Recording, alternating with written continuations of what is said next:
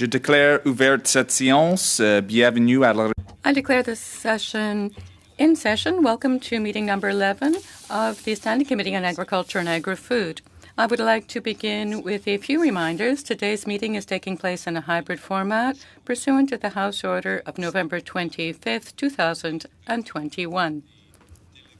The proceedings will be made available via the House of Commons website.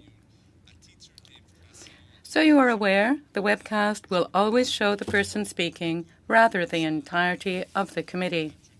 Screenshots or taking photos of your screen is not permitted. Participating in person, keep in mind the Board of Internal Economy's guideline for mask use and health protocol. To the folks, to our witnesses that are joining us virtually, this is not your first rodeo, as they say. I'm quite sure we've seen most of you here. So in terms of interpretation, you have those availabilities on the screen. And please make sure that you do have your headset ready to go when we get started. And so pursuant to Standing Order 1082 and the motion adopted by the committee on Monday, January 31st, 2022, the committee is commencing its study of the environmental contribution of agriculture. So I'd like to welcome our witnesses to our first panel. And joining us by video conference today, we have from the Agriculture Carbon Alliance, Dave Carey and Scott Ross, both of whom serve as co-chair position. Welcome. From the Canadian Federation of Agriculture, Keith Curry, who serves as first vice president, Frank Anu, who is the director of Environment and Science and Policy. Avec la Union des producteurs agricoles.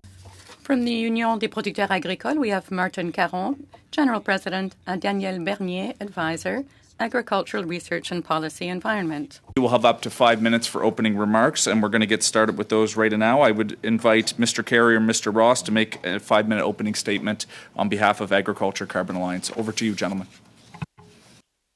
Thank you, Mr. Chair. Thank you for the invitation to appear today on behalf of the Agriculture Carbon Alliance, or ACA. My name is Dave Carey, and I serve as co-chair along with my colleague Scott Ross, who I'll be splitting my time with. ACA is a first-of-its-kind coalition of 14 national farm organizations that unite every major commodity, collectively representing more than 190,000 farm businesses and $76 billion in farm market receipts in 2021. The ACA was established to ensure that Canadian farmers' sustainable practices are recognized through a policy environment that supports their livelihoods and leverages their role as climate solutions providers.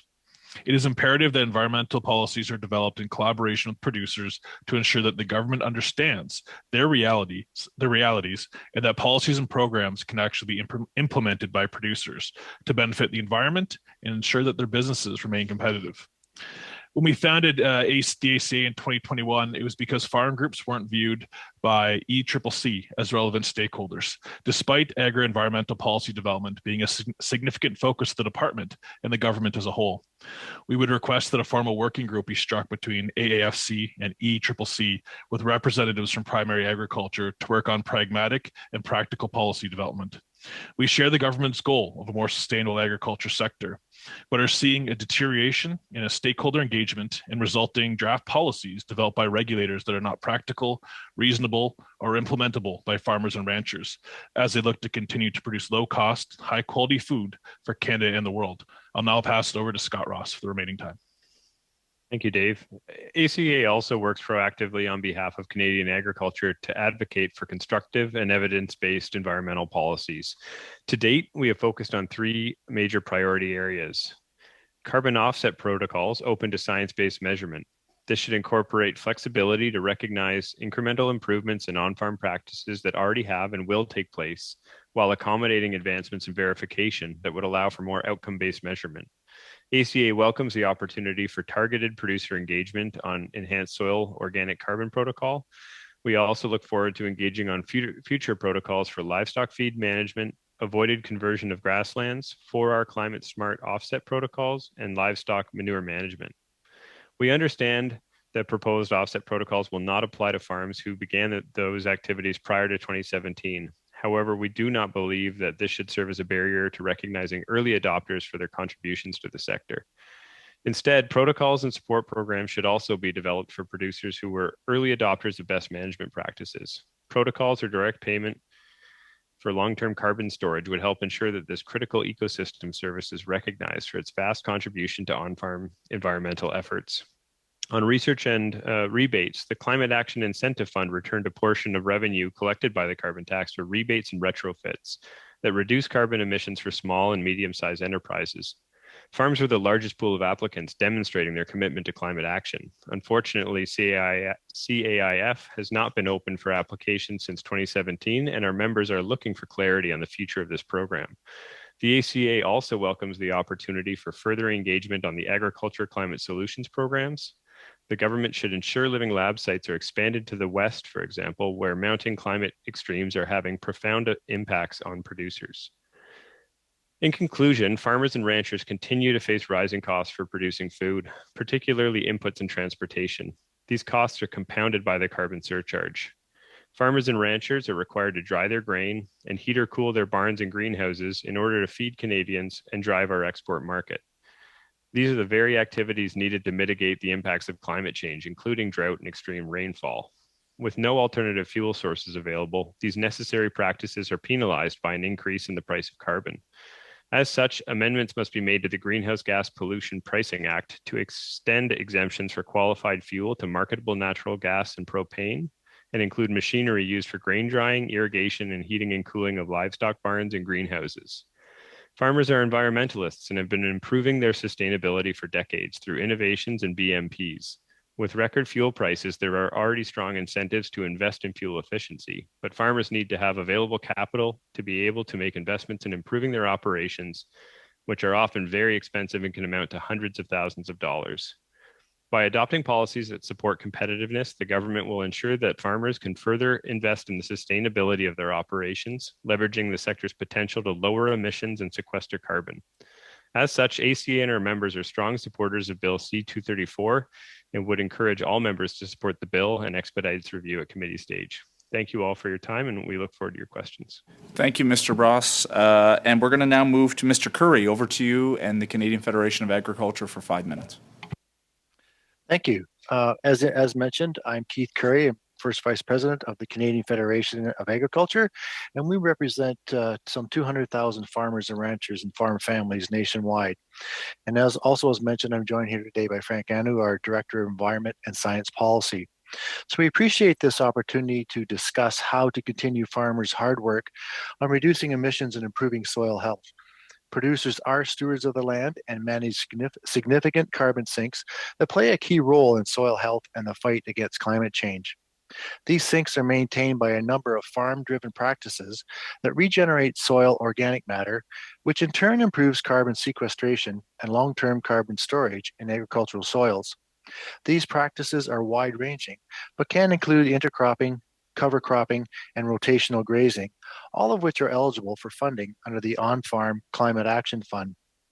With Canada being as large and as vast as it is, the success of these approaches can vary by region, and it is critical that initiatives such as Living Labs expand to Western Canada so that innovations in soil health can be refined in areas hit hard by recent flooding and drought. Farmers are also well versed on the environmental and cost reduction benefits of efficiently managing critical inputs such as fertilizers, fuels, and pest control products. As you may be aware, industry-led approaches such as 4R nutrient stewardship help producers select the right source of fertilizer and apply the right amount in the right place at the right time. Research shows that correct implementation of this protocol results in a 15 to 25% reduction in nitrous oxide emissions. These efforts can be greatly enhanced by precision agricultural technology, such as crop and soil sensors, that optimize the rate of fertilizer, pesticide, and weed control application. This, combined with practices that regenerate soil organic matter, help prevent our over-application of inputs, which protects soil biodiversity and improves soil health. Precision ag technology also significantly improves fuel efficiency by using fleet analytics and auto guidance system, which reduces the number of passes needed for sprayers, tillage, and harvesters. One U.S. study found that this would decrease fuel use by up to 6%, which is the equivalent of 18,000 flights. The same studies stated that this fuel could decrease a further 16% with broader adaptation of this technology.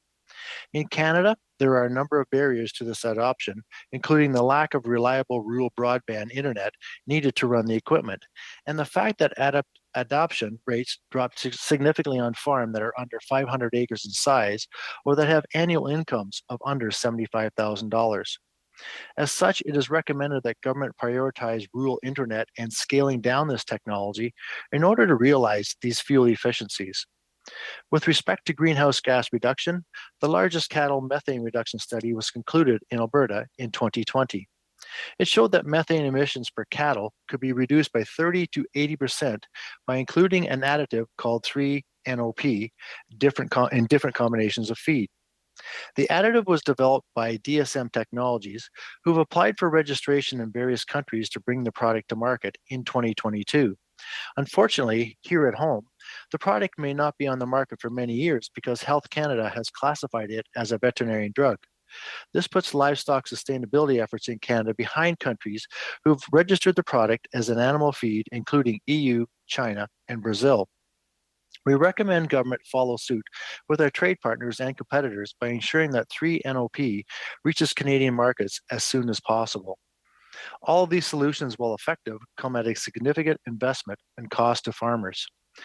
It is therefore essential that we ensure that they have the cash in hand to invest in solutions and participate in government cost shares where available. The cash is being significantly reduced by record high costs for inputs such as fuel and fertilizer brought on by Russia's invasion of Ukraine. These produce even greater pressure on Canadian farmers to produce more than ever before to mitigate impacts from a world food shortage brought on by the war. We must ensure that they have cash resources to rise to this occasion and to do it sustainably. The price on carbon acts as a market incentive to switch to lower emission fuels and improve fuel efficiency. This signal is dwarfed by the blaring alarm that is currently gap in prices. While gas and diesel are exempt from carbon surcharges on farm, natural gas and propane used for grain dryers and livestock heating and cooling systems are not. These activities are critical to mitigate severe climate impacts such as extreme rainfall and drought. We therefore recommend the support for House Bill C-234. Removing the carbon price on these fuels will provide farms with additional cash to invest in the input efficiency needed to respond to record input prices and to help Canadian farmers feed the world. Thank you, Mr. Thank you for your attention. Okay, perfect. Thank you. I wanted to give you a few seconds to finish your thoughts. Maintenant, Monsieur. And now we will hear from Mr. Caron or perhaps Mr. Bernier with the UPA. Yes, of course. My General President doesn't seem to be here. Perhaps he had difficulty connecting, so I will make the presentation. Thank you.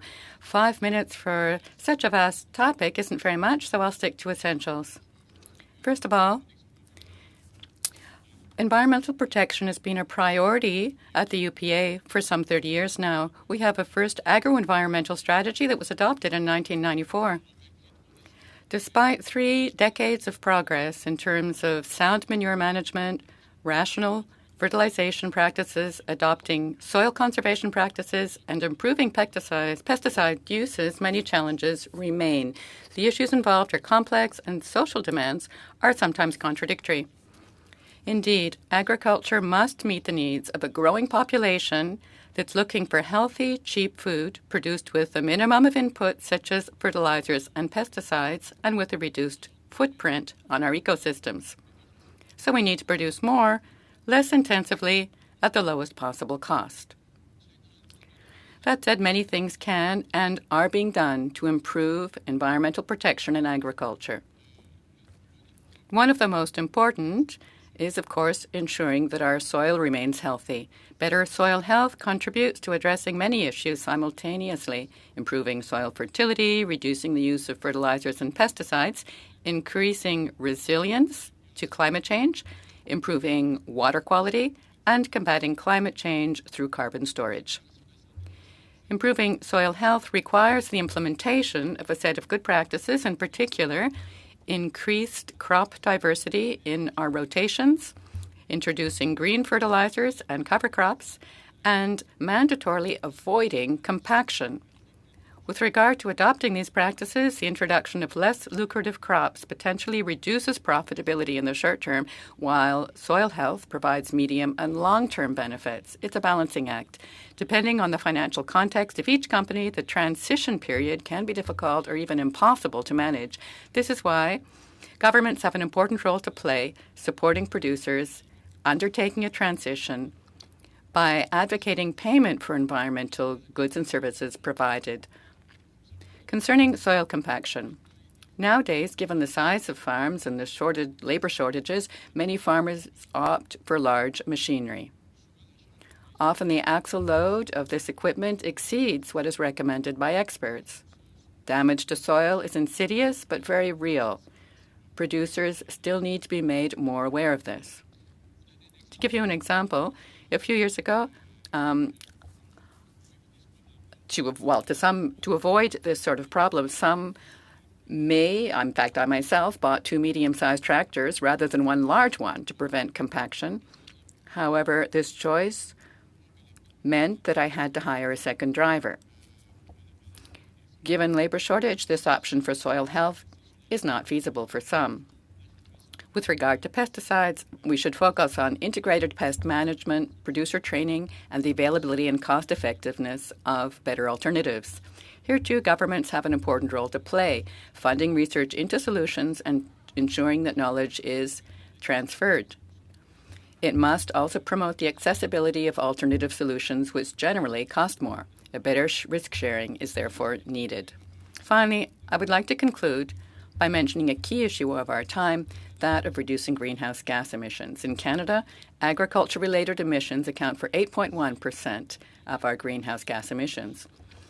While we can agree that a certain reduction in the intensity of emissions per unit of production is possible by changing our practices, we must keep in mind that we will never be able to completely eliminate them. Agricultural emissions are unique. They're linked to biological processes, livestock activities, manure management, cultivating fields, fertilizing, and liming land. All these produce greenhouse gases. But not all tons of greenhouse gases emitted are equivalent. Feeding the population is a fundamental need. So these emissions are unavoidable to some extent. Some emissions associated with a plane trip to go on holiday are unnecessary. We need priorities. While the agriculture sector is an emitter, it is also a potential carbon sink. Agricultural soils can store carbon in the form of organic matter. In closing, it should be noted that the UPA, as a recipient of AAFC's On-Farm Climate Action Fund, will be developing a program that will reward Quebec farmers who adopt beneficial management practices using cover crops and nitrogen management, for example, to reduce their greenhouse gas emissions. Thank you. Thank you very much, Mr. Bernier. And welcome to Mr. Caron. We understand that you had a technical problem joining us earlier, but welcome. And welcome, Mr. Ardy, replacing Mr. Turnbull, now in the room. So now we can move on to our question period. I think Mr. Barlow will begin with 6 minutes, sir. Chair, and thank you for our witnesses for being here today and providing us with some excellent information. I wanted to start with the Agriculture Carbon Alliance, and I think it's such a great organization to see some of our agriculture stakeholders working together to be proactive when it comes to our agriculture sector and its role that it will play in stewardship of our environment, and certainly an opportunity to highlight some of the incredible things that agriculture has already done. So kudos to this group for getting together and forming this alliance.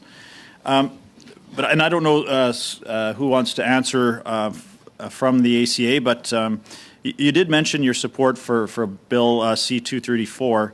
Now, I know my colleagues across the way will talk about C-8 and the carbon rebate, but we've already seen the report from the Parliamentary Budget Officer that the rebate does not reduce emissions and also is not revenue neutral. And in fact, when we see the numbers of $1.70 per $1,000 of eligible expenses, it is only a fraction of what producers will be spending in terms of their carbon taxes. So why is why is it important to have that full exemption from the carbon tax, which would be provided under C234, compared to the rebate program that's being proposed in C8? Well, I can start here, Dave, if you'd like to build on that. I mean, I think ultimately, in answer to your question, that the starting point for us is about accessibility of viable alternatives. In the absence of having somewhere to direct sort of how you are approaching fuel emissions reduction, if there isn't a technology available to your farm, it speaks to sort of the lack of efficacy of C8 and its ability to reduce emissions. So when we look at an exemption, from our perspective, it's responding to the need for an approach that is tailored to individual farm operations. We're an incredibly diverse sector, and each farm has individualized needs that they best understand. And by making that capital available to the farmer to inform their own sustainability investments, it ensures that they can make the most effective decisions possible in that regard. I would just quickly add that, I think that there's acknowledgement the rebate does not make farmers or ranchers whole from the cost of carbon, which again will go up April 1. I also want to point out there's a growing amount of evidence, both qualitative and quantitative, that reducing farmers or ranchers' working capital throughout the year with the hope of a rebate at the end actually disincentivizes them from making investments on farm to both increase their competitiveness and their environmental sustainability. So it actually does, I think in our respect, the current carbon pricing around natural gas and propane has a reverse impact when it comes to farmers and ranchers, because that working capital is what they would use to invest. Yeah, thanks. Thanks for adding that. Certainly, when you look at that being you claim that on your taxes and get paid back, you'd be paying for those expenses for perhaps 18 months before you did get that rebate, whatever the rebate would be. To Mr. Curry, would you mind taking a crack at that as well? Why is it important from the CFA's perspective? And I know this was spoken about at your AGM last week in Ottawa. Why is it important to have that full exemption from the carbon tax rather than a rebate?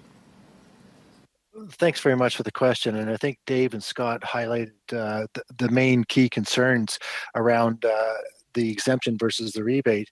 The other thing I will add to this with respect to that is rebates are an administrative burden on everybody, both farmers and ranchers, but also government. It's very costly to initiate a rebate type of system, whereas an exemption is simply a signature on a piece of paper by a farmer or rancher that they are an active producer, a registered producer, and then away we go, and there's no administration cost beyond that. And I think that getting more of that money back into producers' hands in a timely fashion is what's necessary, along with not costing the government a lot of money to administer this program as well. So that's why we are fully on board with C234, looking for the exemption as opposed to the rebate system.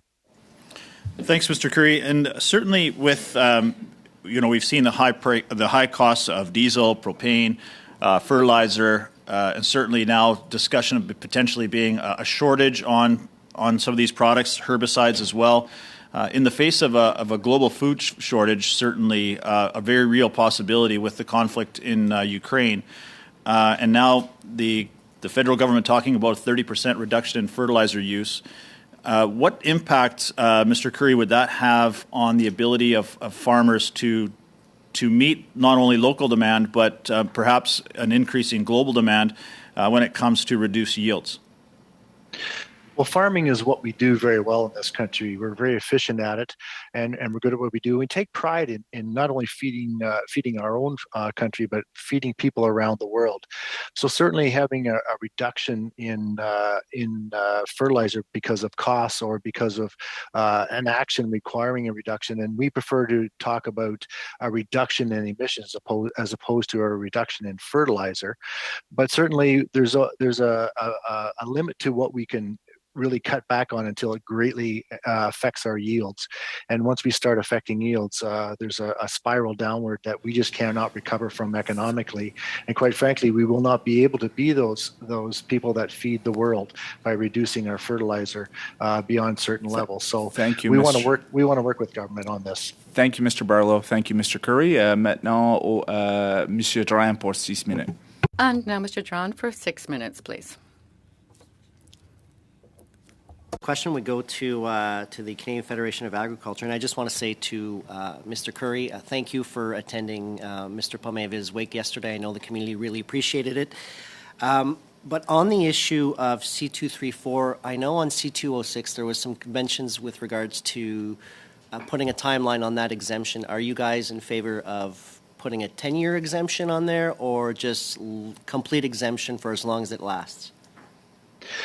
I think what we're looking for is to be a partner with government on how we can go forward in whatever way that looks. If we are going to remain the status quo, then that exemption would probably last in perpetuity, but we want to be that partner with all governments going forward on how we can be the people that can help practically implement programs on the ground that are going to get us to where we need to be on the climate change file. And so to say it'd only be for 10 years, it'd be a guess as to where we're sitting at as far as programming goes, but we want to do our part. Let's be clear about that. But it cannot be on the financial burden, financial backs of farmers or ranchers across the country for the benefit of all society. So let's get the exemption in place, and then we can make amendments to it as we go forward to see how the program's working. Okay. And to the Agriculture Carbon Alliance, Mr. Ross, you've mentioned the technology is not necessarily yet available, but I know this because I made the own announcement with regards to dry air grain dryers, and the farmer last year was spending $200,000 in propane, and today he's spending $40,000 in wood pellets. So that's a saving of $160,000 in his own costs. And needless to say, he's not paying the carbon tax on that. I'm just wondering, is it because that sort of technology is yet not viable for all of Canada, or is it just, in your opinion, that there is just no technology with regards to grain drying? So Dave and I were actually speaking about this earlier this morning, and I will defer to him on some of the specifics around the grains and oilseed sector, given that he works a little more acutely there. But I think what we hear is it's not a technology that works for everyone across the country. There are scalability issues with the size of operations. So some of the larger farms in Western Canada, for example, there are labor costs associated with it, access to biomass supplies that raise some issues there. So certainly not saying that there isn't now or never will be viable alternatives, but we certainly want to ensure that if we are going to be exploring those viable alternatives, that in the interim, farmers aren't being penalized for technologies that aren't yet commercially viable for their operations. Dave, I don't know if you'd like to expand on that a little. Just briefly, I think, to your point, Mr. Duran, I think that is a progression in the technology, even be able to use pelletization of wood. I mean, there is a carbon intensity that comes with that too. But previously, most biodigesters require farmers to actually take additional passes on their fields, take up that stubble, take up that extra material from after harvest, which requires more passes, burning gas or diesel. Then it requires, if that is not dry, to somehow be dried out. And then it also requires storage, which actually can lead to a fire hazard, plus having the space. And we've heard, qualitatively that to actually manage a biodigester might require hiring an additional hand, again, which impacts your profitability, and again could have a reverse effect if wood pelletization is scalable to get the necessary BTUs to actually, you're doing more passes on field with your tractor. But to your point, I think that speaks to an evolution of the technology, and that's what we want to see. That continuum, the sustainability continuum, is something that we're very supportive of as the ACA. Thank you, Mr. Carey. Pour mes amis francophones à l'UPA. For my Francophone friends at the Union des producteurs agricoles, I believe that you yourselves have mentioned that you have seen some success with the Action Fund, and you mentioned coverage. I just want to understand the situation in Quebec. Have most farmers started planting cover crops, or is this what you want to bring in using the funds? You are addressing this to myself? Yes, to Mr. Caron or to Mr. Bernier, either of you. Very well, thank you. This is a practice that is taking on. More and more people are using these solutions now. It's becoming popular. But it is an issue for some farmers, given the higher costs of these practices, and the advantages when it comes to better soil health are a long-term project. So there is a transition, and we need help with it. The technique isn't necessarily that easy to get a handle on, to master, given the type of soil you're farming, what area of the province you're in. So it takes time, and you need some professional assistance. There are costs. So we think that funding is helpful and that the rebates are helpful to help us adopt these practices. I have 30 seconds left. So in your opinion, this obstacle, the cost of transitioning, this cost being a major obstacle to the agriculture community adopting these practices, according to you, is that the case? Yes, indeed. And if we want to move quickly on this, we do need assistance. Otherwise, it will take place, but it will take longer. Thank you very much, Mr. Drouin and Mr. Bernier. Now, Mr. Parent for 6 minutes. The floor is yours. Yes, thank you, Chair, and thank you for all the witnesses for joining us here today. I will speak to Mr. Bernier, and picking up on what you've been saying, when you've been saying of the proper way to go about agriculture, I know that your organization tends to emphasize green agriculture. Could you tell us a bit more about how this could work? Well, we're looking for funds that would be offered to producers to compensate the additional cost of applying certain best practices. Given that certain behavior does help the environment but isn't necessarily going to produce more revenue, well, we think that we need some sort of financial assistance. Otherwise, if the producer, the farmer, has to always be paying for it and isn't making anything, we think this is an issue and we won't be able to move forward as quickly as we would hope. When it comes to carbon credits, the price of carbon could be useful. This is an interesting way to proceed, a carbon market, really. But there are costs to getting involved in that, and sometimes small farms can't really foresee that. So this payback or funding would be decentralized. Is that what I understand? Basically, we would recognize that a certain farmer has undertaken certain beneficial practices, and we would offer them funds to ensure that they continue to invest in the right direction. Yes, these rewards would have to be provided as soon as possible, and we'd have to get a plan going, given that the environment is so different from one area of the province to another, and between provinces even, certainly within the province. Lower St. Lawrence and, the western side of the province, not at all. So we have to adapt this to the terrain and to the producers. So this would be a collective choice, but it would be managed by region. You're saying that you're quite willing to get involved, but you just don't want to bear all the financial weight of the transition. That's correct. That's a good reading. You know that in agri-food, producers don't necessarily have the option of transferring higher costs of production to the consumer. So all of this is necessary, of course, for the environment and to produce the consumer and to protect our society, but these extra costs should be shared among all of us. All right. I think we'll need a starting point, though. If you want to bring in such a system, you need a starting point. So do you think we could recognize what producers have already made? Because, of course, there are some early adopters. Let's say an organic farmer, that's a good example. They've already undertaken these ideal behaviors, these best practices. Should we reward them? Yes, ideally we should reward past behavior, at least up to a certain point, given that these early adopters of best practices have been innovating. They've been taking risks. At a cost, of course. It's thanks to them that farmers as a whole can take advantage of what they've learned. So, yes, we do think it would be really necessary to reward them for what they've already done.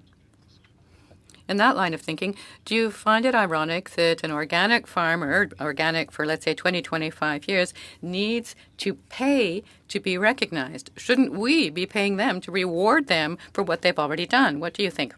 You're referring to the cost of certification? Yes.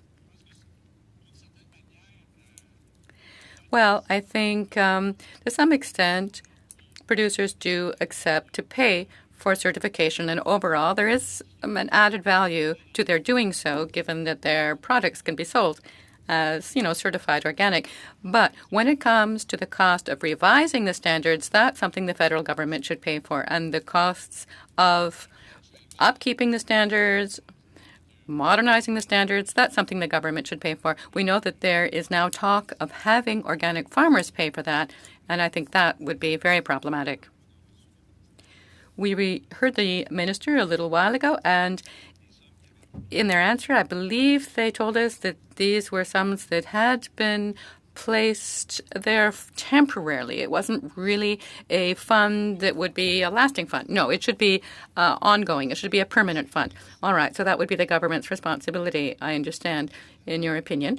And thanks to these certifications, our farmers are able to validate the value of their products and also ensure that their products can be exported. Yes, a national standard exists to guarantee the quality of products that have the certification, and that's a federal government responsibility. Have you had any discussions? Have you heard anything about the fund's use, when it would be withdrawn, what the timeline for using it is? We haven't been hearing about it at all. I'm surprised. Well, we have shared our opinion to the effect that it's the government's responsibility. It's $1 million every 5 years. Keep it ongoing. There's the whole issue of how farmers could fund it if it was turned over to them and they were asked to fund it. So we think the federal government should continue to manage this themselves. Thank you, Mr. Perron, Mr. Bernier, Mr. McGregor. Thank you very much, Mr. Chair. I'm going to start my questioning with the Agricultural Carbon Alliance. Mr. Carey, in your opening statement, there was one sentence you made mention that sort of stuck out with me. You said you wanted to have a formal working arrangement between ECCC and AAFC. It just kind of, I was looking abroad to other jurisdictions, and in Australia, I'm going to paraphrase from their national soil strategy. So they say that it's a 20-year strategy that sets out how Australia will value, manage, and improve its soil. It's been developed in collaboration with state and territory governments, the National Soils Advocate, and other major stakeholders in soil science and land management. The aims are to restore and protect soil nationally. They want it to be driven by collaborative and coordinated on-ground action, research, education, monitoring, and governance. And they say that all levels of government, industry, research institutions, private soil science practitioners, and land managers have a role to play.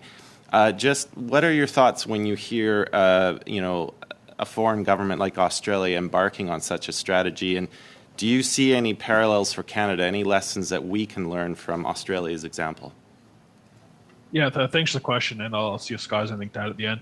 I think a big driving force behind the ACA actually coming to fruition was that after December 2020, the Healthy Environment, Healthy Economy had around 65 bullet points, many of which were agri-environmental focused. Shortly thereafter, there was a big webinar from ECCC around nature-based climate solutions.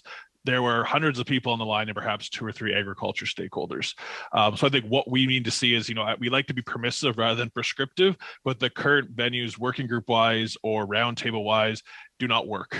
We need to be able to engage in a pragmatic, proactive, collaborative way further upstream. So when I hear about that level of collaboration, that's exactly what we want. We need a way to work directly with Agriculture and Agri-Food Canada and Environment and Climate Change Canada with significant, sufficient enough seniority within both those departments and the right farm groups and producer groups around the table to ensure that the policies that are rolling out are applicable. We often get into this cubicle regulatory mine making in Ottawa or Gatineau, and I'm part of that, but they're not applicable to the 20 million canola acres or the beef farms, the dairy farms across Canada. So we need some way to engage meaningful at a small p policy level. We're not there to talk political realities, but we are there to talk about how the government's goals can align with farmers, how pragmatic policy can actually be achieved. And I think that's something that we do not currently have. So, we defer to the government on how they want to implement that. There's been discussion around what about a joint role between Ag Canada and ECCC, the Canadian Food Inspection Agency, and Ag Canada have a joint position. So I'll pause there and see if Scott has anything else to add, Mr. McGregor, but yes. It's great to see it, and that's how we're going to accomplish our goals. Thank you. Just with respect, Mr. Ross, I just want to move on to Mr. Curry from the Canadian Federation of Agriculture. On the same question, do you have any thoughts, but also a supplemental? You made reference of the living labs and so on. I guess in the CFA's interactions with research institutions across Canada, notably like the Dean's Council of Agriculture, in addition to answering my previous question, can you also maybe expand a little bit more? Where do the knowledge gaps exist in measuring soil carbon content, et cetera? And do you see any specific areas that you want to see federal research really focus on from your perspective, please? Thanks, Mr. McGregor. And I think Mr. Carey outlined your first question very well. And, at the end of the day, what we're looking for is that practical applicability on the ground. We look at what governments have set as targets for the last 25 years with respect to climate change, and most have not even come close to meeting them because they're not looking at what is practical to implement on the ground. And that's what we're asking for, is work with us so that we can develop those programs together, so we actually move the bar going forward without really putting that burden back on the farm community from a financial aspect. When it comes to looking at research that's going on around across Canada and what's needed, I think at the end of the day, the big piece to the puzzle that we're missing is data, and where are we starting from? It's very difficult to know where you're going if you don't know where you're starting from, and I think that's a big piece to what we need to find out is how are we measuring the soil carbon? Are we accurate? How are we going forward in finding out the technologies that are out there that we can further implement that are going to improve the soil sequestration carbon sequestration that we're looking for? But we really need research on how to get and utilize that data to the best of our ability going forward. Thank you, Mr. Carey. Anything to add just on the where knowledge gaps might exist and where you think Canadian research can be best focused on, just in the last 30 seconds? Well, certainly we're continuing to work on soil on a soil strategy. That was just what's best, but I was just asking if Mr. Carey from the ACA could add to it. Sorry about that.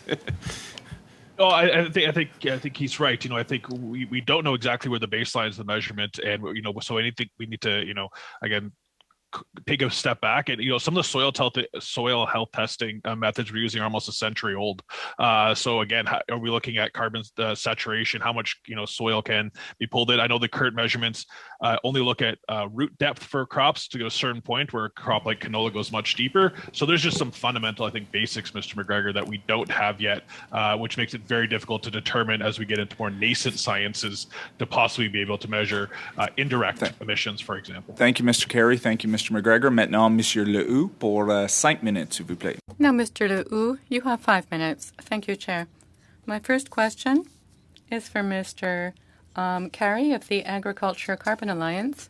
Earlier, you mentioned an issue about food additives to cattle food, which has been judged by Health Canada here to be a medication, but which isn't held to be a medication in the European Union, Brazil, and other countries that you mentioned. I'd like to hear a bit more about this issue, due to the fact that something can be called a medication or a food, and what the difference is and why it's an issue. I believe that question is actually for Mr. Curry. I'll defer to Keith. Thank you. Yes. And I'll maybe ask my colleague Frank Anu to step in here and further on that question. Yeah, thank you so much for the great question. That was definitely, it was in regards to the 3NOP cattle feed. With respect to the actual difference in approval process for it being considered a medication versus a cattle feed, through Health Canada, our understanding is that the process does require a longer evaluation, more steps to go through in order for it to reach markets. As to with respects to how that does line up with criteria for evaluating that difference in the EU, I think a little work has to possibly be done, kind of looking to, for example, why the EU may consider that classification to be quicker, more specific to cattle feed, and more rapid to come to market. What we do know is that different mixtures of the cattle feed, according to the Alberta study, did indicate that whether it was mixed with corn feed or barley feed, you can get upwards of 80% reduction, with usually a minimum of 30% reduction of methane per cow. That's obviously a very significant impact, especially with the increased recognition that methane's gotten over the last year under the IPCC reports. Merci. Et à ce moment-là, est-ce qu'il y aurait... Thank you.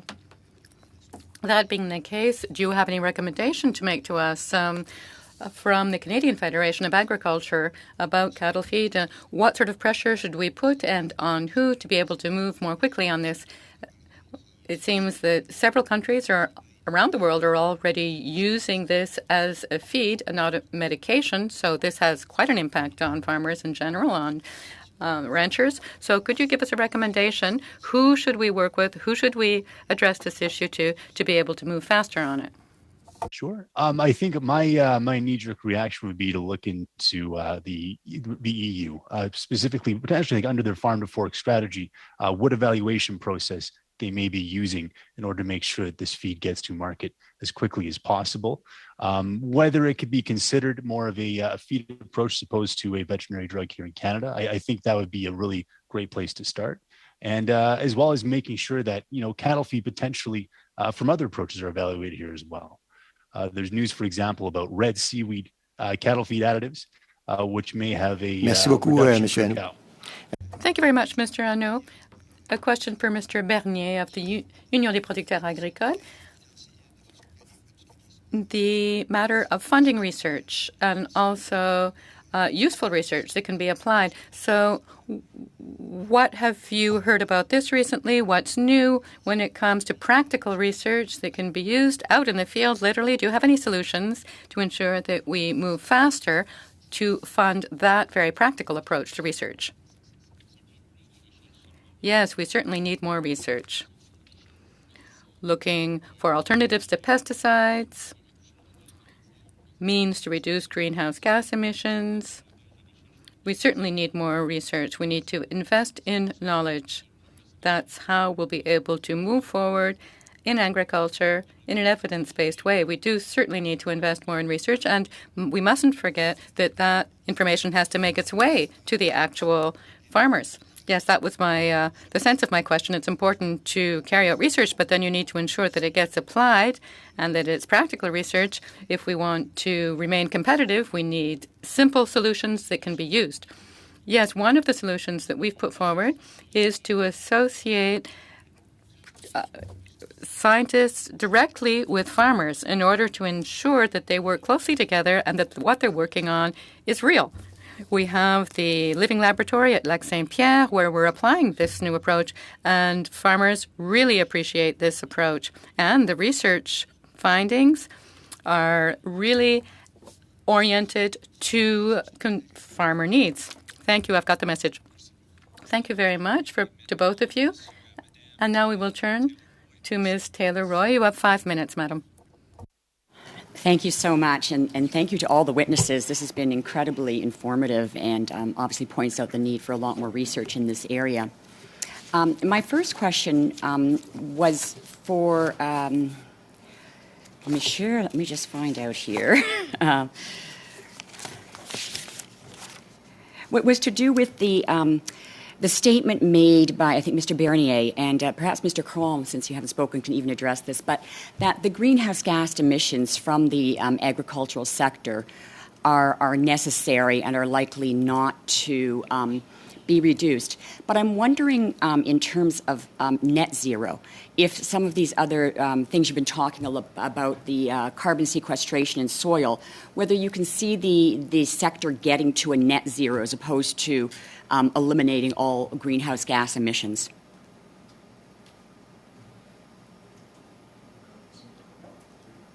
En fait, la séquestration du carbone. Well, carbon sequestration, carbon capture, could certainly help the agricultural sector as a whole reduce its carbon footprint, but it would surprise me that we should reach carbon zero, especially if we want to sell the reduced carbon on a carbon market.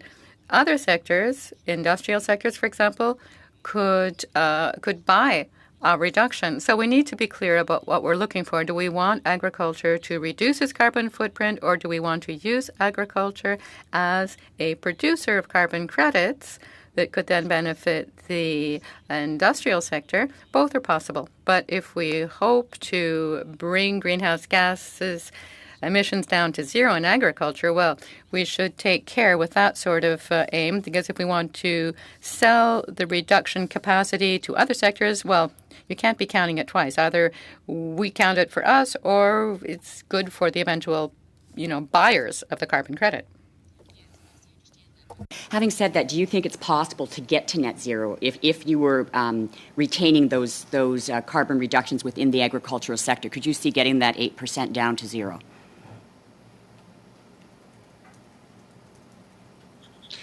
J'en doute.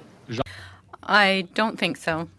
We can certainly reduce our carbon emissions by a considerable amount, 10, 15, 20% off what we're doing now, but bringing us down to net zero, that would be surprising. I'm looking at the Quebec situation, of course. That's what I have in mind. Perhaps carbon sequestration is something that's more doable in Western Canada, but keep in mind that soil doesn't have an infinite capacity to sequester carbon. You need soil that's relatively poor in organic matters, for which a change in management practices can really bring up the amount of carbon in the soil. So we can do that, and we can even do it for a couple of decades, but the time will come when it will be that soil that will be saturated, and we won't be able to put any more carbon in it, so to speak. In Quebec, we have a certain leeway here, but not enough to bring us down to net zero. Question is for the Agricultural Carbon Alliance. Two parts to it. One was talking about the price on pollution, the carbon charge, and the rebate that's being given right now. You mentioned that having this rebate at the end of the year and the time lag was reducing investments being made by the agricultural sector. And I'm wondering, would a move to providing those rebates perhaps 4 times a year as opposed to through a credit on the tax system improve that? And the second part of that question is, what investments do you feel are not being made, and are those investments that would otherwise be reducing carbon emissions or greenhouse gas emissions?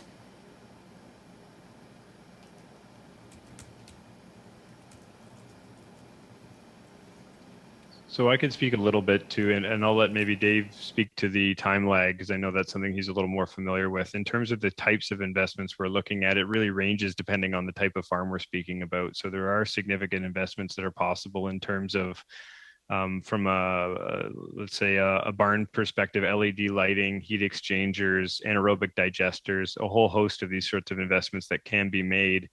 But the concern is certainly ensuring that sufficient capital is available. And I do think a more expedient return of funds from the rebate would be beneficial. From my perspective, there's still a concern with respect to the extent to which the carbon price that an individual farm is paying is reflected in the rebate they're receiving, and some equity considerations there. Sure. I don't know, okay, I just had one more question to do with the grain drying and the use of propane and other fuels. I had read about electrification of the system in Manitoba, and perhaps using heat pumps as well to help with this. Is that at all feasible, and has anything been done on that? In 15 seconds, please. Manitoba, Ontario, Quebec have hydro. Electrification in Saskatchewan and Alberta is not possible. The grid does not allow it, or it's not hydro based. It's actually coal based in some regards. So, no, unfortunately. OK. Maintenant, Monsieur Parent, 2 minutes, 30 secondes. Over to Mr. Parent. You have 2.5 minutes. C'est à moi, Monsieur le Président? Myself, Chair? Yes, indeed. I'm so sorry. Thank you so much. Mr. Bernier, I would like to pick up on something that we did discuss earlier, the need for decentralization. I'd like to hear you about the fear, perhaps the fear on the part of farmers, of hearing many lovely speeches and you said a little earlier that there's a risk of having the agricultural sector provide carbon credits to other sectors that are polluting more than they are, and that this might lead to a heavy bureaucracy that would require that you spend many extra hours filling in forms, checking off boxes, and so on, compared to decentralizing. What's your thought on this? Well, clearly, we certainly need to reduce red tape, and that may be one of the downsides of a carbon market. There's a lot of oversight that's required. You have to put in reports. It's doable, but nevertheless, yes, the burden is considerable for farmers. You need to simplify it as much as possible. Ensure that all programming meets local needs. And we certainly think that the compensation and reward is a good idea, and that farmers be able to get hold of those funds when they need them to invest. Correct. I'd like to hear Mr. Curry about the biology standard we were talking about earlier. Mr. Curry said it makes no sense that the Fed should be funding the biological standard. What do you think of that?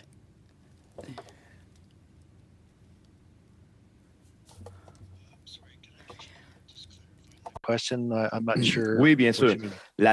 Yes, I'm happy to do so.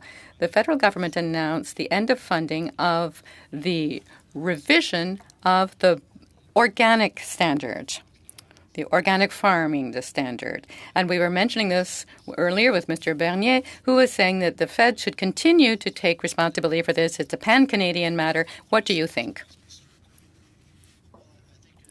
Representative of all farmers right across this country, we don't prioritize one production standard over another. And certainly organic production is something that we are very proud of in this country, and I think should be funded to the fullest where it needs to be, as should all other types of production, especially when it comes to the aspect of green energy, or when we're talking about carbon sinks and all things climate change. Thank you, Mr. Curry. We're going to have to leave it there. My apologies. Thank you, Mr. Parent. Right now, we've got Mr. McGregor to finish us off. 2.5 minutes. Over to you. Thank you very much, Mr. Chair. Monsieur Bernier, maybe I'll start with you. I was listening with interest in your opening statement when you were talking about the effects of compaction. And through my wife's learning, I've been learning a lot about that and the anaerobic conditions that result from it, what it does to soil ecology, and getting rid of all the preferential microorganisms that you want. But for this committee's purposes, could you maybe elaborate a little bit more on what happens to soil ecology when compaction happens, and what that then forces a farmer to do to rectify that situation? You mentioned the fact that you bought two tractors with a lighter footprint in the place of one heavier one so that you could reduce the effects of compaction. If you could expand a little bit more on that, because I think you had talked about the capital stress, the stress like in the availability of capital to allow for that. If you could expand on those subjects, that would be very helpful for our committee, please. Thank you.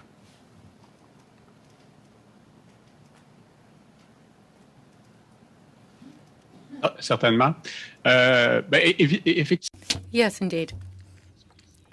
soil compaction is an important issue, especially in Quebec or in eastern Canada, wherever there is a certain types of soil and a humid climate. So those two elements will lead to a lot of compaction. A clay soil. So you need to ensure that your machinery isn't too heavy. You have to really respect the limits that are recommended. Unfortunately, today's machinery, which aims to meet producer needs, given the labor that needs to be carried out, is getting bigger and bigger and heavier. And so you've got a real problem. What it does to the soil, compaction I mean, is that it breaks down the structure of soil. Less water is able to infiltrate the soil, making it more vulnerable in a heat wave. It's more difficult for water and minerals to move through the soils. The soil is poorly hydrated. So once you've pressed down on the soil like this and compacted the structure, microbes and air are less able to survive and move around within the soil, and this is an important factor when it comes to the eventual degradation of the soil quality. Thank you, Mr. Bernier and Mr. McGregor. And thank you to our witnesses for your appearance today. I think I speak on behalf of the whole committee. In fact, I know I speak on behalf of the whole committee to say thank you for your work in agriculture and for your testimony here today. Colleagues, that ends panel number 1. We're going to take just a 2 or 3 minute break. There is lunch at the back. Please make use of it. And then we're going to get right up with the second panel. So thank you, everyone.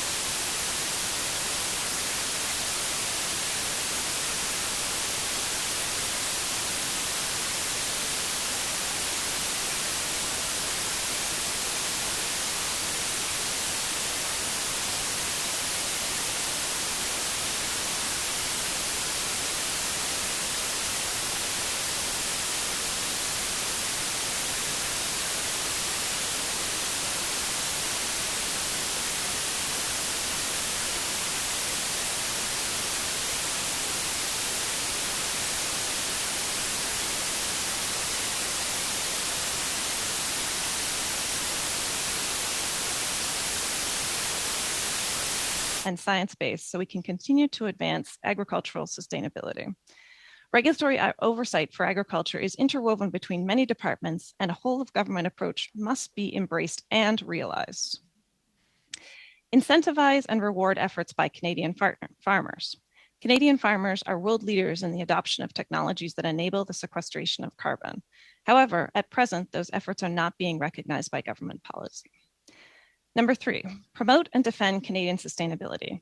We would like to see the Government of Canada promote the sustainability success story of Canadian farmers on the world stage and ensure that it is recognized in all international forums and negotiations. And lastly, support exports. We ask the government to better use international mechanisms and institutions to ensure science-based, predictable, and transparent trade rules for agriculture. We are currently at risk of non-science-based decisions in export markets impacting the adoption of innovation in Canada and jeopardizing our progress on sustainability. Thank you. Thank you, Dr. Taylor. We're going to now move to Mr. Graham for 5 minutes. Over to you. Good morning, everyone. I just want to note that Tom Brosma is an eminent soil scientist, and if you have any more technically oriented questions regarding nitrous oxide or soil health, I would invite you to ask Tom. Fertilizer is an economic driver, contributing $24 billion annually and employing over 76,000 workers in the Canadian economy. We export to over 75 countries, contributing to agricultural industries around the globe. We help feed the world. In fact, without fertilizer on a global basis, food production would be cut in half. Our 4R Nutrient Stewardship Program helps farmers increase their sustainable productivity, demonstrating that there is a solution that supports both the economy and the environment. For those who are unfamiliar, the 4R Nutrient Stewardship Program emphasizes applying the right source of fertilizer at the right rate, the right time, and in the right place. This allows farmers to optimize their fertilizer use to sustain yields while minimizing loss of nutrients to the environment. And in particular, today we're talking about nitrous oxide. So 4Rs does significantly reduce the conversion of nitrogen fertilizer in the soil to nitrous oxide, which is an important greenhouse gas. 4R Nutrient Stewardship balances farmer, industry, and government goals to improve on-farm economics, crop productivity, and fertilizer efficiency while benefiting the environment. This isn't new for Fertilizer Canada. We have been working with partners in industry, academia, government, and educating, promoting, and helping farmers implement the 4R program over 15 years. As of 2022, over 6 million acres have been verified under 4R management in Canada, with millions more acres following best management practices. And I would note too that the canola industry and the government of Saskatchewan have both set very ambitious goals for increasing adoption of 4R nutrient stewardship in their areas. Today, 4R nutrient stewardship is globally recognized and translated into many languages and is as applicable to a large Western Canadian farm as it is to a West African smallholder operation. The world's population is estimated to grow by approximately 2 billion people by 2050. Global agricultural production will need to increase by 50% from 2005 to feed all these new people. Geopolitical turmoil around the world, most recently with the war in the Ukraine, adds to the strain on our food supply. Fertilizer plays an important role in providing food security around the world and providing Canadians with affordable, nutritious food. Farmers rely on nitrogen-based fertilizers to increase the amount of food they grow, putting food on dinner tables across Canada and beyond. Overall, fertilizer consumption in Canada has increased over the past two decades as farmers have utilized fertilizer to increase their yields in Canada. These higher yields have been obtained while maintaining high levels of nutrient use efficiency. Higher yields are necessary to meet the growing global demand for Canadian crops, which is endorsed by the federal government's target of $75 billion in agri-food exports by 2015. Canada has also set ambitious fertilizer emission reduction targets for nitrous oxide for 2030. And to meet these targets, we believe that 4R nutrient stewardship is essential. We were very pleased to see formal recognition by Agriculture and Agri-Food Canada of 4R nutrient stewardship as an innovative solution to support greenhouse gas reductions and enhance food production in the discussion paper on its emission reduction initiative released in March. This is an urgent matter. There are only 8 growing seasons left until 2030. Till the 2030 harvest is complete. So we must work together to accelerate uptake in the program among Canadian farmers. Reaching this 30% target requires the government to work closely and urgently with the agricultural community to increase the use of 4Rs. With 4R nutrient stewardship at the center of federal fertilizer emissions reduction strategies, farmers can continue to grow more food, increase exports, raise farm incomes, and improve food security at home and abroad. I wanted to note that we are also very pleased by the broad consultation process the government has announced, because really, although this issue is often associated with the fertilizer industry, it is really about farmers and their livelihoods. So there are a few specific recommendations we'd like to make to support. Mr. Graham, I apologize. I gave you a few seconds past 5 minutes, but I know that you will have the chance to reiterate those recommendations when the questions come up. Maintenant, nous avons Monsieur Nault pour 5 minutes. And now we have Mr. Nault for 5 minutes. The floor is yours. Thank you, and thank you for having invited us to join you today. I think it's important that I tell you a little bit about the company that I represent and what it does. I am the founder and vice president of Logiac, which offers agronomy services since 1979. We create our own technologies, our own online products. About 6,000 agrologists are now using our services, mostly in Quebec, but many in the Maritimes and even in the United States. My introduction will differ somewhat from those that I've heard from other witnesses here today. We are practitioners of the climate transition. We took an interest in this in 2019, and we developed a laser technology to carry out soil analysis, and we won the Carbon Challenge from Indigo Inc.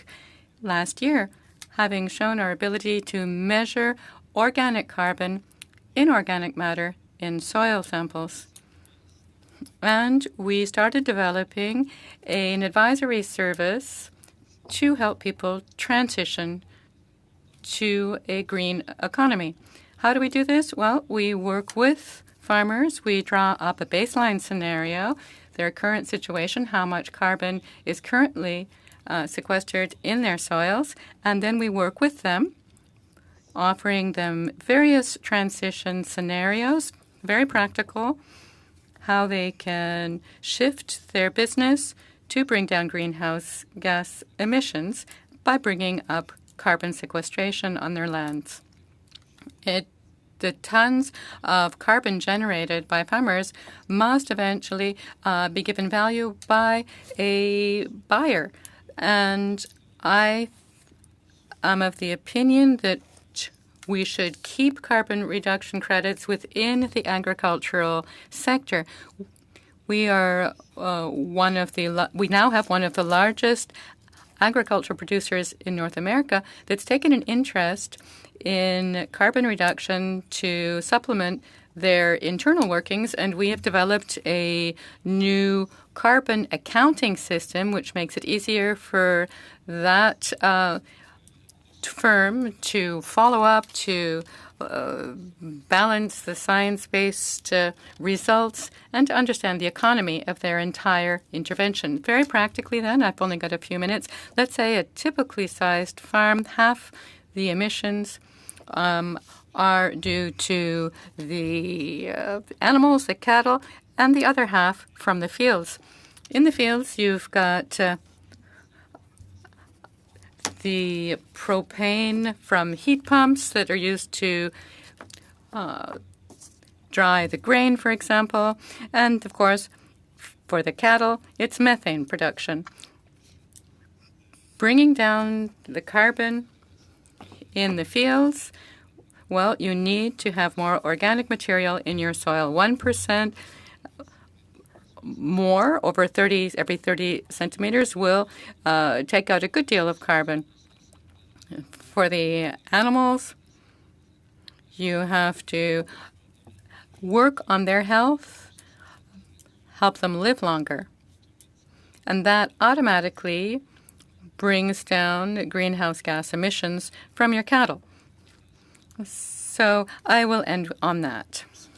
Thank you, Mr. No. Now we will move into our question period. Mr. Epp, 6 minutes.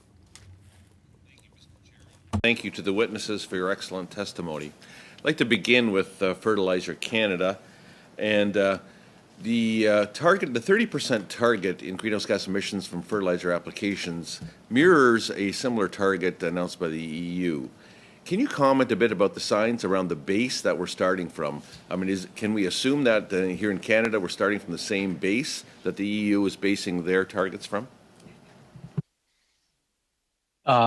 Okay, and maybe Tom can help me out. I think that the difference is that the EU program is focused on reducing fertilizer use, where it's now clear that the federal government here in Canada is focused on reducing nitrous oxide emissions when you apply nitrogen fertilizer.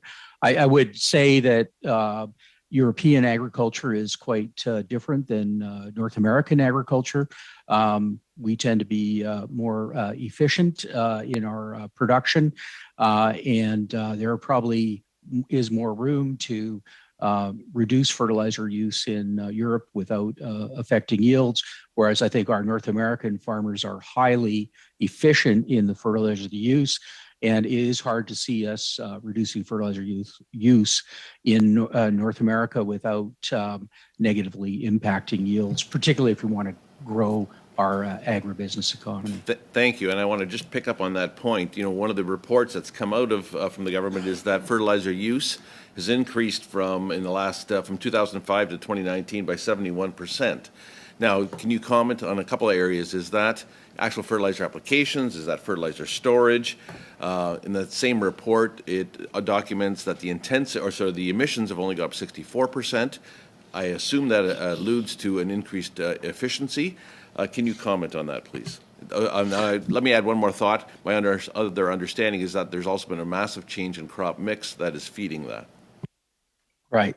I'll make a couple of quick comments. One is that farmers are growing higher yielding varieties of crops that require more intense fertilization. And I think, canola, for example, is a good example of a very profitable crop for farmers, very important food and animal source of nutrition, but it does require a lot of fertilizer. And also I guess I'll just leave it at that. Tom, did you have anything you wanted to add? Tom Brosma? Yeah, I think it's important to recognize that the increase in fertilizer use has been commensurate with the increase in crop production, particularly on the prairies, and that shift in production, canola now comprises a greater proportion of Canada's crop production, and the total production from the prairies has increased more than in Eastern Canada. The nitrous oxide emission coefficient currently used in the national inventory is lower in the prairies than it is in Eastern Canada. And for this reason, nitrous oxide emissions aren't shown to have increased as much as the nitrogen fertilizer use. Thank you. That all ties in with the current situation that the world is facing with Russia's invasion of Ukraine. Can you comment on whether a lens on food security should also be applied to any kind of conditions that we're looking at imposing on the ag sector as it relates to food security, as it relates to feeding our Canadian population, and just as importantly now other parts of the world, given the strain on food sourcing from another breadbasket? Well, certainly the situation in Ukraine is a stark reminder of some of the realities of the world that we live in, and that food security should never be taken for granted by anyone. And obviously, the loss of grain production in the marketplace because of the war and sanctions is a critical issue that needs to be addressed. Fertilizer Canada is 100% behind the goals of the government to reduce greenhouse gas emissions and mitigate climate change. But at the same time, I think there has to be some balancing of the other sustainable development goals that have been set by the United Nations, including reduction of Thank poverty. you, sir. I do want to get two more questions. And very quickly, Can you comment on any clarity from Global Affairs on the 35% tariff on fertilizer in motion prior to March 2nd? Very quickly. Yeah, I don't really have any comment except that that it applies to all goods coming into Canada. Thank you. I'd like to get one question to CropLife Canada. Dr. Taylor, it's good to see you again. Our circles again overlap. Canadian government recently announced $50 million toward PMRA and PMC. Great news to see money's going toward our system. I appreciated your comments about innovation being a driver to balance our environmental goals and our production goals. Can you comment on the new layer of oversight? Will that help this process that's being contemplated? Will that bring balance to, speeding innovation when it comes to registering our crop protection products? Maybe I can take that question. Thank you very much. I think, as you mentioned, it's great to see an investment in the regulatory structures that enable innovation in Canada, like the PMRA.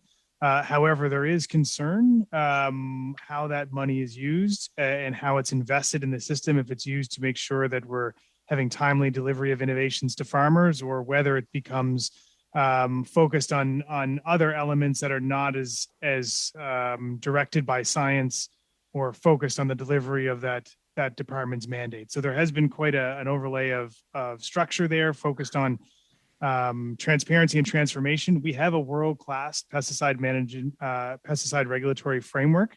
It doesn't require extensive overhaul. It doesn't mean it doesn't require thoughtful review, but there is, as this new transition and transformation agenda moves forward for PMRA, it is something we are watching very closely and hoping that money does not get completely used in oversight versus delivery of programs. Thank you, Mr. Affleck. Thank you, Mr. Epp. Gave a few extra seconds there to get that across the finish line. Mr. Lewis, over to you for 6 minutes. Thank you, Mr. Chair. There we go. Using the mask. I want to thank all the witnesses for being here today in this important testimony. I was actually going to start with Fertilizer Canada, so we'll finish where we left off. But one of the things, Mr. Graham, is you were about to give us, so I wanted to give you some time. You're about to give us your recommendations. Maybe you could start by saying those. Sure, I'll try and keep them very short. We are extremely pleased that AAFC, Agriculture Canada, Environment Canada have both been very clear on recognizing the importance of our nutrient stewardship to greenhouse gas ambitions or climate change reduction ambitions. But we feel that those departments now have to help put those words into action by fully integrating the 4Rs into their programs, policies, and international climate diplomacy. Further, we would recommend that Agriculture and Agri-Food Canada should increase its focus, the focus of future investments on for our nutrient stewardship, and that goes beyond the current $200 million on-farm climate action fund. And then I think we shouldn't limit the toolbox that is available to farmers for reducing their, improving their nitrogen use efficiency and reducing nitrous oxide. So we think that AAFC needs to expand its future programs to fully explore a wide range of emerging technologies in the 4R toolbox, such as enhanced efficiency fertilizers, variable rate application, biostimulants, and biologicals, to name a few. And then I think we're also underestimating the power of certified crop advisors, who are the most trusted advisors to farmers to help farmers adjust to new management practices. And then also protocols or offset programs. I think these need to be a higher priority for N2O. And then lastly, as Tom mentioned, there are some issues with the national inventory, and we think that there needs to be some work done to make the national inventory of greenhouse gas more reflective of the current reality on farming in Canada. Well, thank you. Just last week, I had a good discussion with the company in my riding, Kitchener-Conestoga, Alpine Plant Foods, manufacturer of seed plant seed-placed liquid fertilizers. And he was talking about, high-quality fertilizers put with seeds and sprayed on leaves. We're talking about increasing investments you just mentioned. Would that include research as well? And what are some of the research ways we can help deliver this nutrition? And how can we as a government support that research, working with academia, government, other levels of government and businesses? Yeah. I think that a lot of the products that are coming into the marketplace, and Nature's Alpine is one of our member companies, and there's a lot of members of CropLife that are also now branching out into the nutrient area to provide enhanced efficiency products. I think that the issues that are, I think that companies are very good at innovating. Not all the innovation is in Canada, but it is shared around the world. But I think where the government of Canada can offer some of the most important aspects are, as Ian was saying, ensuring that the regulatory system is timely and effective, allowing for innovative products to come into the market. But also, I think we have a lot of work to do to identifying exactly how much can be achieved from the use of these products in terms of reducing nitrous oxide. I think there needs to be an enhanced research program to evaluate not only new products, but other best management practices to reduce nitrous oxide. Thank you for that answer. Maybe if I can turn to CropLife Canada, Dr. Taylor. You mentioned the use of green space. Also, my writing is something called the Mike Shout Wetlands Preserve, 55 acres of naturalization and wetlands restoration project. We know the importance, you mentioned about maintaining its land in its natural state. Maybe you can comment more on the biodiversity advantages, or how it produces oxygen, how it sequesters carbon. And are there ways that we can incentivize and reward farmers for maintaining natural states on their farms? Sure, I can start that one and then maybe pass it over to Ian if he has any further comments. I think, and so first of all, I'll say that we're not the soil experts. I'll pass it over to Tom for any comments on that. But I think what's important for us is that our tools allow for land to be more productive, which then allows for more land to be held in its natural state. Obviously, those lands in their natural states have an increased ability to support biodiversity right from the soil level all the way up to the birds and insects, et cetera. And also an enhanced ability to sequester carbon, as mentioned. So I think in terms of how we support farmers to be more conscious of those lands on their farms, is really finding out an effective way to assign value to those social or environmental and social goods that those lands provide. Not an easy question, for sure. And I'm sure there's lots of people with more experience than I that could provide with better solutions. But I think we need to be able to assign value to those lands so that farmers are not only farming their field crops, but also farming their natural spaces. Ian, I don't know if you have anything to add to that. I would only add one anecdote. I grew up on a potato farm in Prince Edward Island, and recently I was home, and the UPEI was doing a scan of the province and said at the turn of the century, they see about 30% more forest in PEI than there was earlier in the century. And that is because of innovation, mechanization, fertilizer, better varieties, allowing farmers to leave their less productive land back to forests and doing as more with the land they're already farming. So back to that, putting more land back into green space because all these tools working together to provide the most efficient agriculture. Thank you, Mr. Affleck. Thank you, Mr. Lewis. Great round of questioning. Maintenant, Monsieur Parent pour 6 minutes. Now we'll go to Mr. Parent for 6 minutes. You have the floor, sir. Thank you very much, Chair. Mr. No. I liked your very down-to-earth introduction, your statement. We hear many witnesses really put a great deal of weight on rewards for their positive interventions to protect the environment, and I'd like to hear you on that idea, compensation. Thank you, Mr. Perron.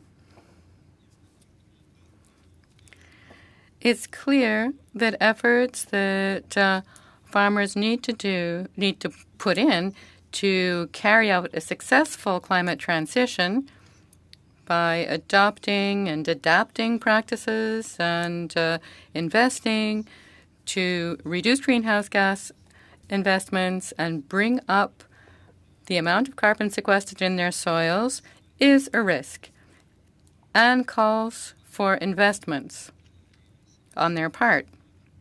So it seems essential, important to me that some of the risk involved be compensated by a direct reward or remuneration to producers who undertake the transition.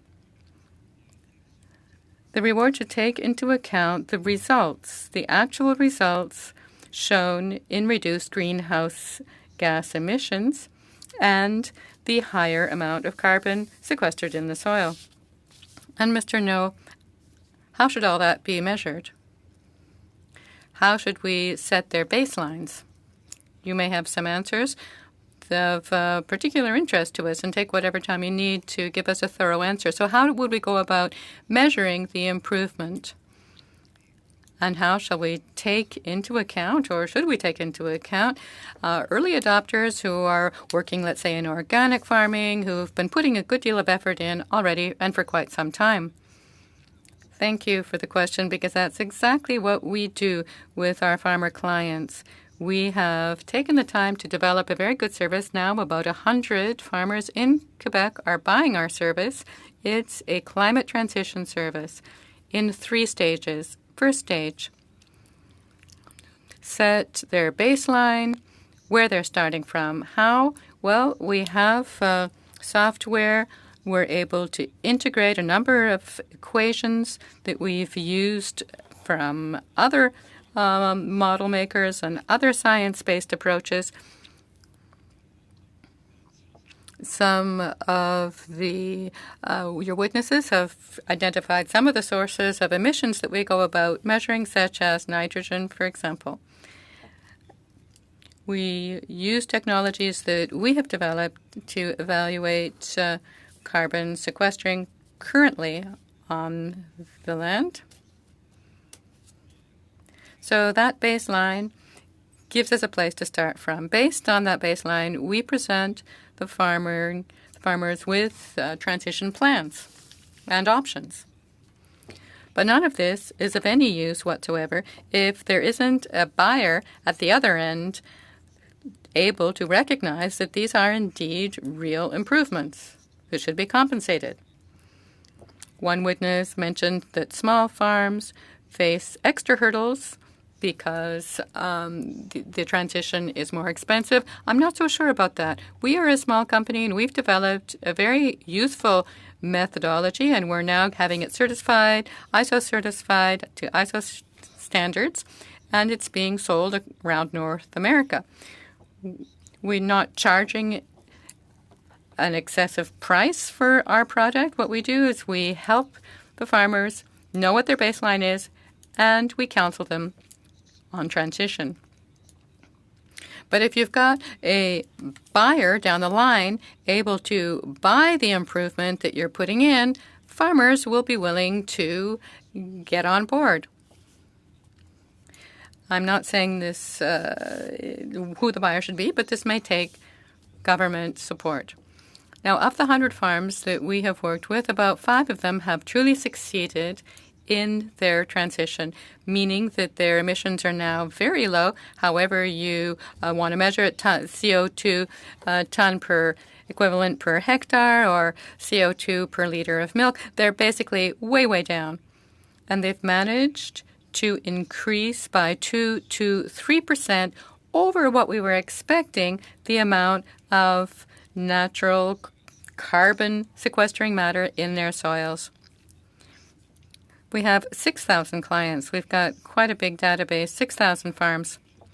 And we're able to analyze regional organic matter concentrations, and we can see how the farms that have managed a successful transition stand out in their areas. It's very important to continue helping all of them improve. It's a matter of fairness and equity, really. those who got going on this 20 years ago, this is where the fairness issues is. They basically were early adopters. They did not want to limit themselves to using the methods that were current at the time. So there are two ways that we can remunerate these farmers. First, we can have a sort of a generic baseline that we could compare their current performance to in their region, let's say, or for their sector. I'm very sorry, Mr. No. Your time is up. The time is up for Mr. Parent. Very sorry, Mr. Parent. I'm sure that you will be able to continue the discussion at second round. Mr. McGregor. Mr. Chair, I'll start my question with Fertilizer Canada. A lot of the discussion that we've had has been about the 4R stewardship principles, and those have been great, and just containing our NO2 emissions on farm. But I also think that if we're going to have a fulsome picture of the agricultural landscape in Canada, we also need to go a bit further upstream. And so what I would like to know from you is just when it comes to fertilizer production and the emissions associated with that, can you tell the committee a little bit about what the trend lines have been like in terms of fertilizer production and the greenhouse gas emissions from that? Anything that would be useful in the context of this study for the committee to hear from you on that?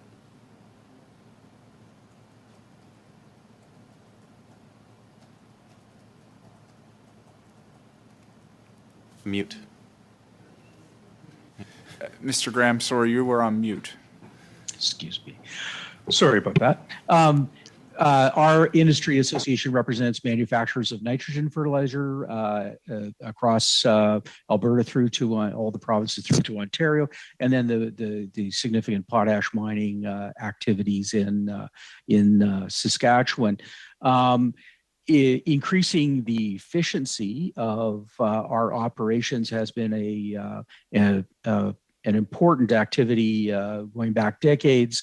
Our critical fuel for running the nitrogen manufacturing process and also for mining and processing potash as fertilizers is natural gas, a very clean fuel. But over the years, our industry has tended to reduce its emissions intensity, so how much natural gas it takes to produce a ton of nitrogen fertilizer or potash. We've had a very positive working relationship with Environment and Environment and Climate Change Canada over the years. We worked intensely with them on the limitations there are in reducing our emissions more aggressively, which are largely based on the chemistry of our processes and the available technology. And certainly we are working to develop pathways to have greener production. But as I said, there are some limits in our ability to do that given current technology. Thanks, Mr. Graham. I just want to get another quick question in with you as well. The scope of our, this is the first day of our study, and we have been focused a lot on emissions, but I also want to talk about water quality, because that's also an important part of this study. What can you tell us about, the efforts that you've made with respect to water quality? Because we know that runoff in the past has been pretty devastating to aquatic bodies of water, and there are major efforts to clean up some of our major lakes within Canada. Those water bodies can suffer from eutrophication, excessive algae growth. Can you tell us anything about the trend lines over the last number of decades? In terms of, I know 4R plays a big part of that, but anything you can tell us in the next minute on that as well? Maybe I defer to Tom on that, but you're right that both the 4Rs does improve the efficiency and reduce loss of all the nutrients, including phosphate, which is a driver of algal blooms. Tom? Yes, thanks for the question. Certainly, the 4R program is relevant to nutrient losses that may impact water quality. I've been involved very intensively for almost 10 years now with Lake Erie and the issues of recurring algal blooms in the western basin of the lake that occurs from both agriculture in both the U.S. and Canada. The first certification program for our nutrient stewardship was established in response to that and is still an active and growing program in both the US and here in the province of Ontario in Canada. And by ensuring that the phosphorus is applied at the right time and in the right place has just as much influence on the amount being applied. In fact, it has even more on the losses of the dissolved phosphorus that impact the lake. We're continuing to do more research as well in both Ontario and in Manitoba with regard to the Lake Winnipeg situation as well. Thank you. And my final question to CropLife Canada. In the opening statement, you had made mention of, gene editing and the role it can play in building resistance to the ravages of climate change. Just in the final minute that I have, can you provide some tangible examples of how that's worked, just so that our committee can use those as examples, please? Absolutely, thank you. The one great example is just recently the government of Saskatchewan has invested $300,000 with the Global Institute for Food Security for nitrogen-efficient wheat. So this is the tools, as Graham spoke about, where plant varieties can work hand in hand with the 4Rs to help the right place, the right time, and help meet those goals. As we look toward more resilient plants that can manage climate change, so you're getting greater productivity per hectare, protecting those green spaces. The practice of plant breeding is about getting better varieties in the hands of farmers, and gene editing is just one more tool in the toolbox that's going to help plant breeders continue to equip farmers with that moving forward. With that, I'll put in a short statement that we were making great progress on clarified guidance around these products with the Government of Canada. It's stalled a little bit on the finish line. The policy is completed, but is yet to be posted. It was due December 8th, and we're waiting for it. But it's an exciting time to unleash more of those tools where they can continue to help in those environmental targets. Thank you very much, Mr. Affleck. We're going to go to Mr. Falk now for 5 minutes. Thank you, Mr. Chair, and thank you to our witnesses this morning for your presentations and for all that you do for Canadian agriculture. Appreciate that. I'm going to start with CropLife, if I may. Dr. Taylor, I believe in your opening comments you had mentioned that in the last 40 years, our GHG emissions had remained relatively stable, whereas our crop outputs have increased. Do you have ratios on GHG as a percent per bushel? Any data like that available? So that data actually came from Agriculture and Agri-Food Canada. So I believe in the same work where they presented that results, they do have it broken down per crop, where you would be able to find those specific details. Okay, very good. And is there also data available for the emissions that are produced by agriculture? How much of that current crop actually absorbs or sequesters those emissions? Yes. Go ahead. I didn't know whether that was for me. Justine, go ahead if you'd like. No, I would defer to those in the know. So yeah, I would ask Tom to maybe comment on that. He's certainly crops absorb carbon dioxide from the air, and that's a very important point because it's photosynthesis that limits the carbon that's available to build the carbon in the soil.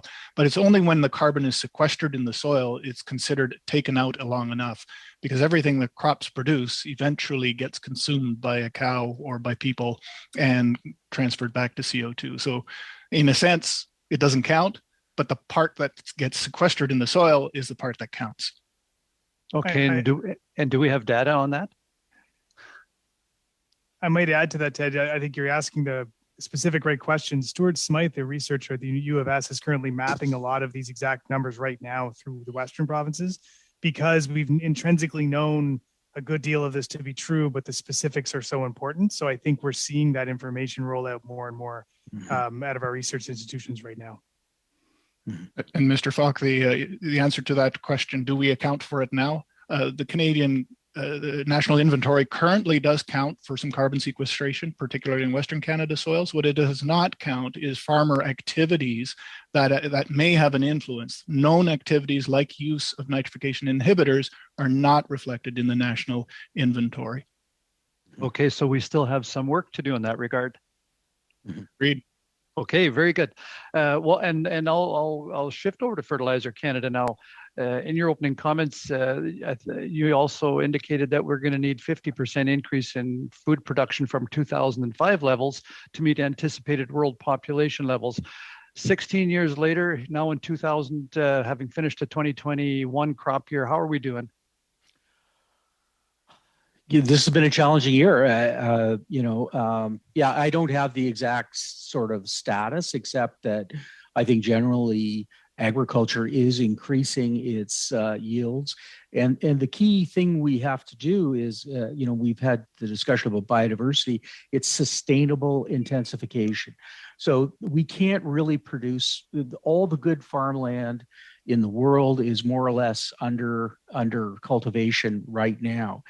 If we can't find ways to grow more food on that existing land base, hungry people will cut down forests and they will drain swamps and wetlands and other habitats. So I think we're on progress to probably achieve that increase in food production that'll be required by 2050. But I think we have to be very careful about how we do it so that we don't affect other important environmental imperatives. Okay. And as a follow-up on that question, the farmers I know in my region are very fertilizer sensitive, that they're not, especially with the cost of fertilizer today, pretty much double what it was even a year ago. They're not going to put any more fertilizer in the ground that actually yields a return. And so my question is, are you seeing more and more smart applications? I looked at some technology a couple of years ago where every square foot of a field was being analyzed, and there was application based on every square foot of the field from a fertilizer perspective. Are you seeing more and more of that where farmers are actually being much more not only cost sensitive but environmentally friendly, not to over applicate? And that's, I guess that'd be part of your 4R. 20 seconds left. Okay. Yeah, I think 4Rs is being adopted. I think various practices under 4Rs are improving. It took 25 years to get zero till recognized as a key practice. I think we're coming up at about 16 years on the 4Rs now. So I think we're making good progress. Thank you, Mr. Graham. We're going to go to Ms. Valdez, please, for 5 minutes. Good afternoon, Chair, and thank you to all the witnesses who are here today. I personally appreciate all the work that you do because you are at the forefront of innovation and that in a way that reduces the actual impact of climate change in agriculture. So thank you so much for that. So my first questions are for Crop Life. So that's either Mr. Affleck or Dr. Taylor. Can you explain what regenerative agriculture is and how plant science supports regenerative agriculture? Ian, do you want to take this one, or would you like me to? I'll let you start, Justine. Okay, I'll start, and then I'll throw it over to Ian. So it's a good question. Regenerative ag itself is a little bit nebulous in terms of a definition. There seems to be a lot of interpretations of what is or is not encompassed, what are the must-dos, what are the nice-to-dos. But in general, the use of our tools, in our belief, support the concept and the philosophy behind regenerative agriculture, which is, no-till, cover crops, ensuring that you're protecting those natural spaces on your farm. So from our perspective, we believe our tools and future innovations, for that matter, would be in alignment with the philosophy behind regenerative ag.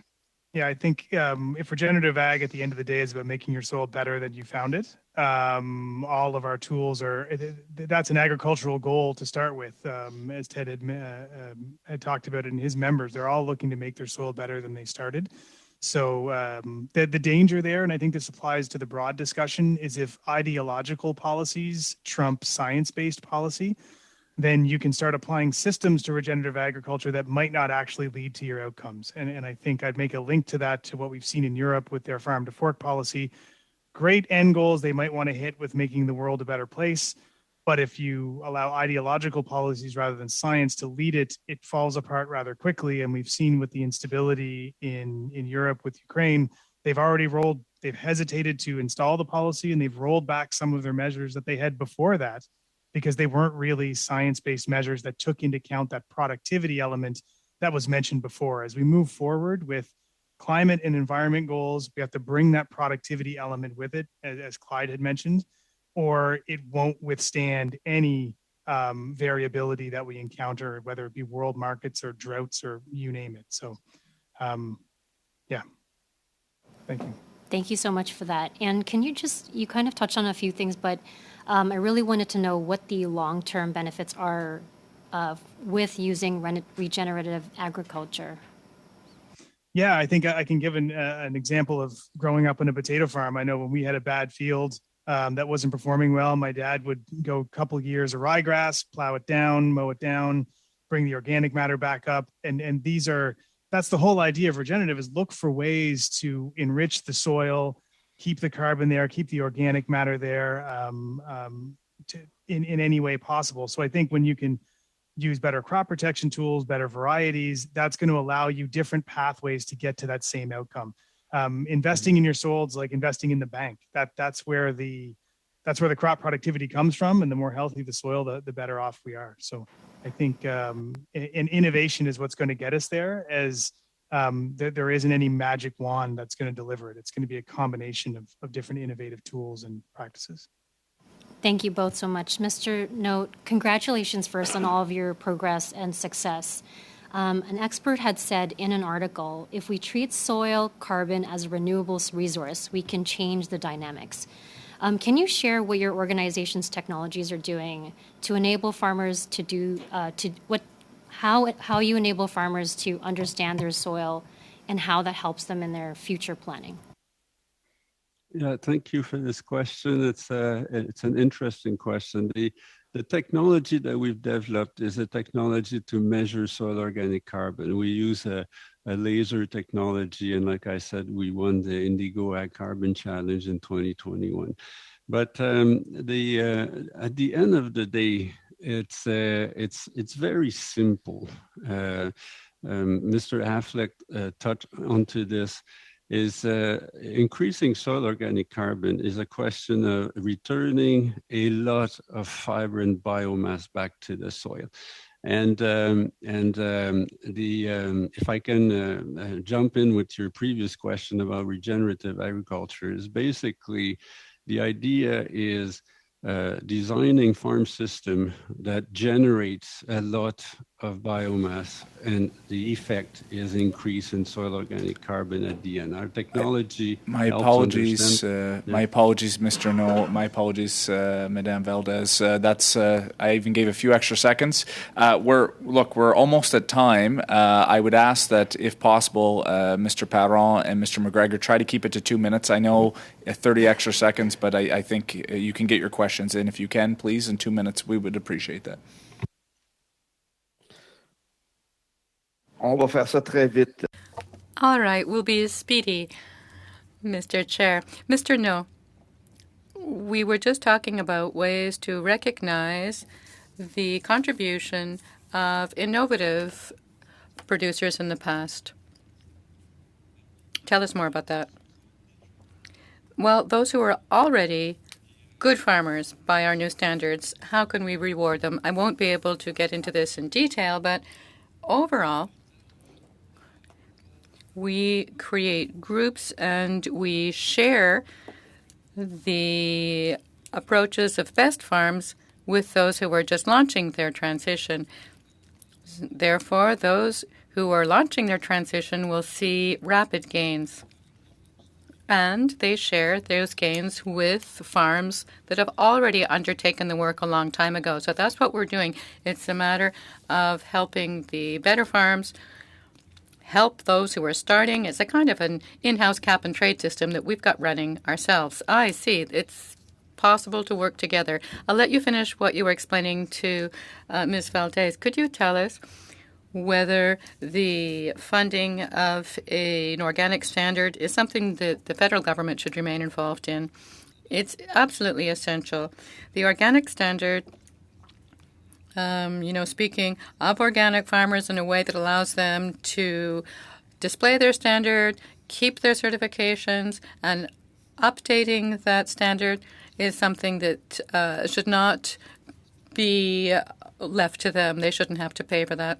Could you finish what we were telling Ms. Valdez? Well, I was saying that regenerative practices, all said and done, the idea is to bring up soil organic carbon, organic material that will hold water. It will protect the soil against erosion. It will protect it against animals and parasites and pests, and will increase the biodiversity of the soil as well, which then will help prevent the worst of climate change. Thank you very much, Mr. Powell and Mr. No. And now, to end, Mr. McGregor, you have 2 minutes. Chair, just Mr. Affleck, I just want to continue on the line of questioning where we left off, and just with respect to two things. Trying to get more carbon into the soil, and specifically making plants more resistant to extreme weather events like droughts that we've seen in the prairies, but also larger than amounts of rainfall. Like, what specific characteristics of plants are we trying to develop here? Is it really just as simple as trying to find a variety which is leading to a bigger root mass or roots going deeper into the soil? I'm just curious if you can expand a little bit more on that. Yeah, there's a number of if you're taking droughts, for example, it could be the way the root system grows. It can also be the way the leaf responds to the high temperatures itself, and closing the stoma, so it loses less moisture out of that. And then there's also two elements. There's one, drought resistant, but then there's water efficient. So if you're under an irrigated system, so you have to use less water in order to get as much output, or just straight up drought resistance that can handle the heat and still provide you with a decent crop at the end of the day, kind of stabilizing your food production across the board. And all the time, as you're using things like gene editing, et cetera, to benefit conventional plant breeding, you're moving those yield sticks forward 2, 3, 4% a year. And that's kind of, that's the compound interest that brings us the efficiencies we've talked about earlier in terms of reducing our greenhouse gas emissions per pound of food, if you will. Thank you. Thank you very much, Mr. McGregor, and to all our witnesses for your testimony here today. I'll reiterate what I said to the first panel. Thank you for your leadership in agriculture, and thank you for making the time to help enlighten and engage us on a really important topic. So with that, colleagues, I will bid you adieu. One final word to our translators. Thank you so much for the work that you do. We certainly appreciate it, and we'll see you all back here on Thursday. Take care.